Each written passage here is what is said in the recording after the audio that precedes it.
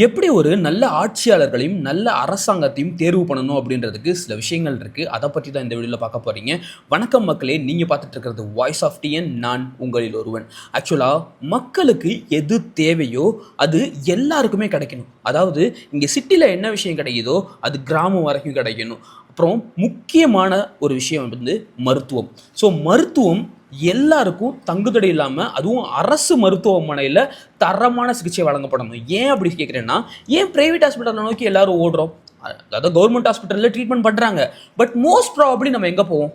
Private ஹாஸ்பிட்டல்ஸ்லாம் போகிறோம். அங்கே தான் ட்ரீட்மெண்ட் எடுக்கிறோம். ஆனால் அதை விட அதிகமாக கவர்மெண்ட் ஹாஸ்பிட்டலில் இருக்கிற டாக்டர்ஸ் வந்துட்டு அவங்களுக்கு சேலரி வாங்குறாங்க. அதே மாதிரி அந்த நர்சஸாக இருக்கட்டும், அதில் இருக்க இன்ஃப்ராஸ்ட்ரக்சருக்கு எல்லாத்துக்குமே கவர்மெண்ட்லேருந்து பணத்தை ஒதுக்குறாங்க. ஆனால் அது மாதிரியா கவர்மெண்ட் ஹாஸ்பிட்டல்ஸ் இருக்குது? பார்க்குறதுக்கே பூத் பங்களா மாதிரி இருக்குது சில கவர்மெண்ட் ஹாஸ்பிட்டல்ஸ்லாம். ஸோ கவர்மெண்ட் ஹாஸ்பிட்டல்ஸ்லேயே இவ்வளோ குளறுபடிகள். அப்புறம் கல்வி. ஸோ ஸ்கூலிங், யார் கவர்மெண்ட் ஸ்கூலில் போய் சேர்க்குறோம்? ஸோ கவர்மெண்ட் ஸ்கூலில் இருக்க டீச்சர்ஸ் வாங்குற சேலரி என்னன்னு தெரியுமா? அதுக்கு எவ்வளோ கவர்மெண்ட்லேருந்து வருஷத்துக்கு ஒதுக்குறாங்கன்றது தெரியுமா? ஆனால் ப்ரைவேட் ஸ்கூல்ஸ் தான் சூப்பரான டீச்சிங்கை கொடுக்க முடியுது. ஸோ கவர்மெண்ட் ஸ்கூல்ஸில் அந்தளவுக்கு ஸ்டாண்டர்ட் இல்லை அப்படின்றது எல்லாருக்கும் தெரிஞ்ச விஷயம். அப்புறம் வேலை வாய்ப்பு, இப்படி சொல்லிக்கிட்டே போகலாம். இப்படி அடிப்படை தேவைகள் எதையுமே பூர்த்தி பண்ணாமல் இத்தனை வருஷமாக மாறி மாறி ஆட்சியில இருந்து என்ன பிரயோஜனம் சொல்லுங்க? நீங்கள் மாதத்துக்கு 1000 ரூபா கொடுக்குறதுல என்ன மாற்றம் வரப்போகுது? அந்த 1000 ரூபா எங்களுக்கு தேவையே இல்லைன்னு நம்ம எப்போ சொல்கிறோமோ அப்போ தான் விடிவு பிறக்கும்.